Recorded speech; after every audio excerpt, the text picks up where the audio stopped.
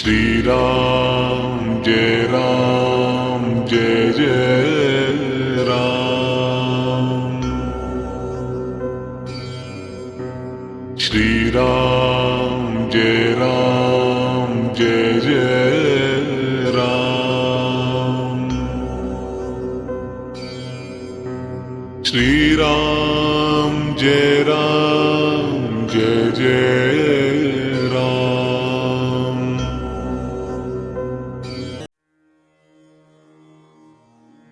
श्री सीतारामचंद्राभ्याम नमः। श्रीमद् वाल्मीकि रामायणम अयोध्या कांडम प्रथमः सर्गः। श्री राम के सद्गुणों का वर्णन, राजा दशरथ का श्री राम को युवराज बनाने का विचार तथा विभिन्न नरेशों और नगर एवं जनपद के लोगों को मंत्रणा के लिए अपने दरबार में बुलाना।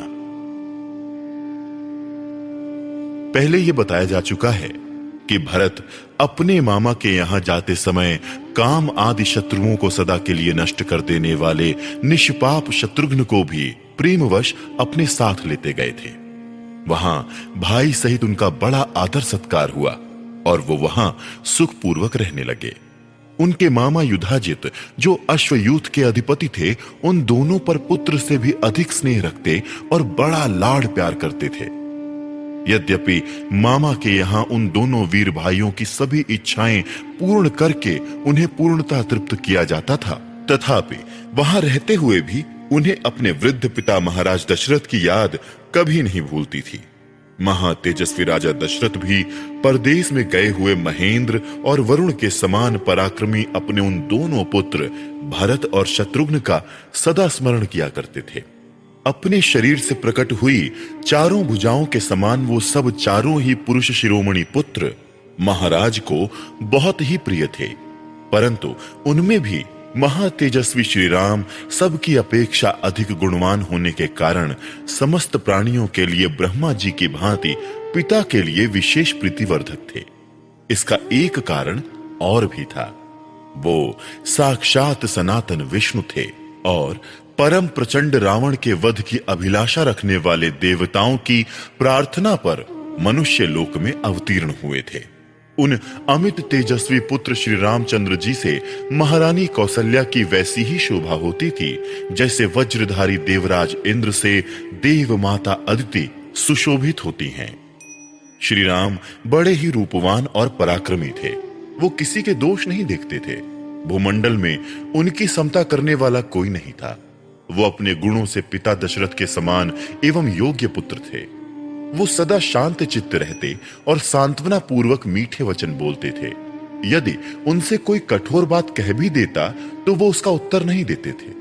कभी कोई एक बार भी उपकार कर देता तो वो उसके लिए उसके एक ही उपकार से सदा संतुष्ट रहते थे और मन को वश में रखने के कारण किसी के सैकड़ों अपराध करने पर भी उसके अपराधों को याद नहीं रखते थे।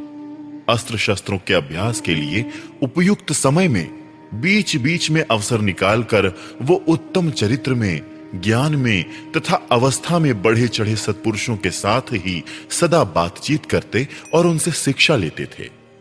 वो बड़े बुद्धिमान थे और सदा मीठे वचन बोलते थे। अपने पास आए हुए मनुष्यों से पहले स्वयं ही बात करते और ऐसी बातें मुंह से निकालते जो उन्हें प्रिय लगे। बल और पराक्रम से संपन्न होने पर भी अपने महान पराक्रम के कारण उन्हें कभी गर्व नहीं होता था। झूठी बात तो उनके मुख से कभी निकलती ही नहीं थी। वो विद्वान थे और सदा वृद्ध पुरुषों का सम्मान किया करते थे। प्रजा का श्री राम के प्रति और श्री राम का प्रजा के प्रति बड़ा अनुराग था। वो परम दयालु, क्रोध को जीतने वाले और ब्राह्मणों के पुजारी थे। उनके मन में दीन दुखियों के प्रति बड़ी दया थी। वो धर्म के रहस्य को जानने वाले, इंद्रियों को सदा वश में रखने वाले और बाहर भीतर से परम पवित्र थे। अपने कुलोचित आचार, दया, उदारता और शरणागत रक्षा आदि में ही उनका मन लगता था। वो अपने क्षत्रिय धर्म को अधिक महत्व देते और मानते थे। वो उस क्षत्रिय धर्म के पालन से महान स्वर्ग की प्राप्ति मानते थे, अतः बड़ी प्रसन्नता के साथ उसमें संलग्न रहते थे। अमंगलकारी निषिद्ध कर्म में उनकी कभी प्रवृत्ति नहीं होती थी। शास्त्र विरुद्ध बातों को सुनने में उनकी रुचि नहीं थी। वो अपने न्याय युक्त पक्ष के समर्थन में बृहस्पति के समान एक से एक बढ़कर युक्तियां देते थे। उनका शरीर निरोग था और अवस्था तरुण। वो अच्छे वक्ता, सुंदर शरीर से सुशोभित तथा देश काल के तत्व को समझने वाले थे। उन्हें देखकर ऐसा जान पड़ता था कि विधाता ने संसार में समस्त पुरुषों के सार तत्व को समझने वाले साधु पुरुष के रूप में एकमात्र श्री राम को ही प्रकट किया है। राजकुमार श्री राम श्रेष्ठ गुणों से युक्त थे। वो अपने सद्गुणों के कारण प्रजाजनों को बाहर विचरने वाले प्राण की भांति प्रिय थे। भरत के बड़े भाई श्री राम संपूर्ण विद्याओं के व्रत में निष्णात और छहों अंगों सहित संपूर्ण वेदों के यथार्थ ज्ञाता थे। बाण विद्या में तो वो अपने पिता से भी बढ़कर थे। वो कल्याण की जन्मभूमि, साधु, दैन्य रहित, सत्यवादी और सरल थे।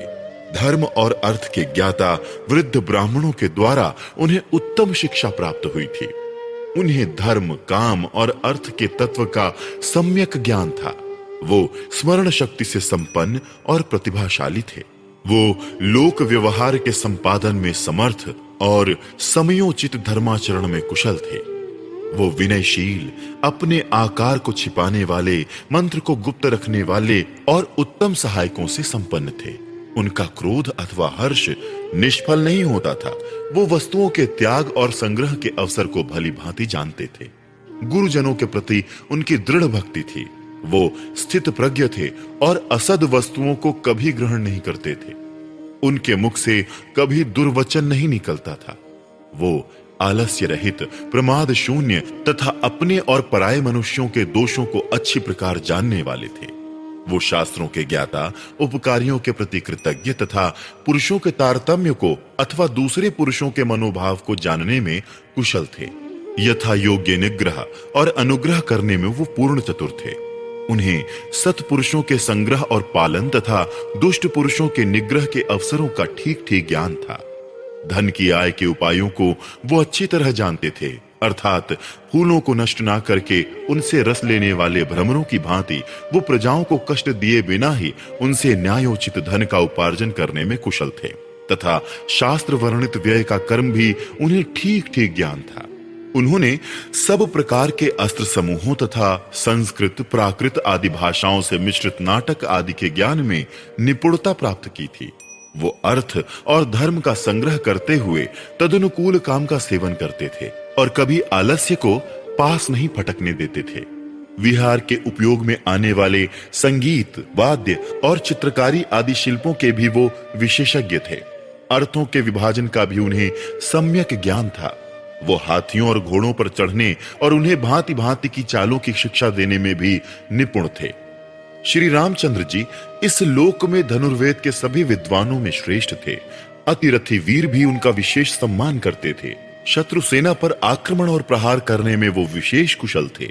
सेना संचालन की नीति में उन्होंने अधिक निपुणता प्राप्त की थी।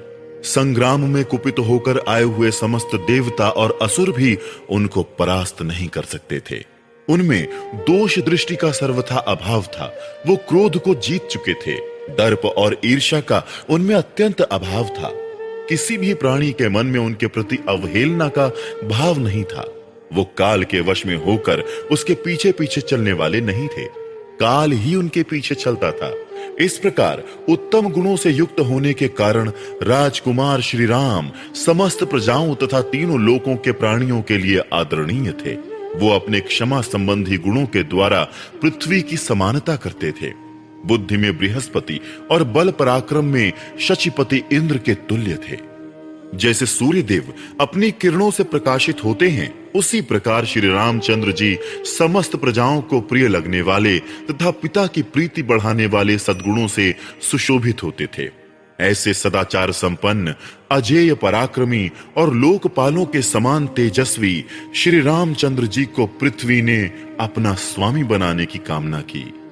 अपने पुत्र श्री राम को अनेक अनुपम गुणों से युक्त देखकर शत्रुओं को संताप देने वाले राजा दशरथ ने मन ही मन कुछ विचार करना आरंभ किया।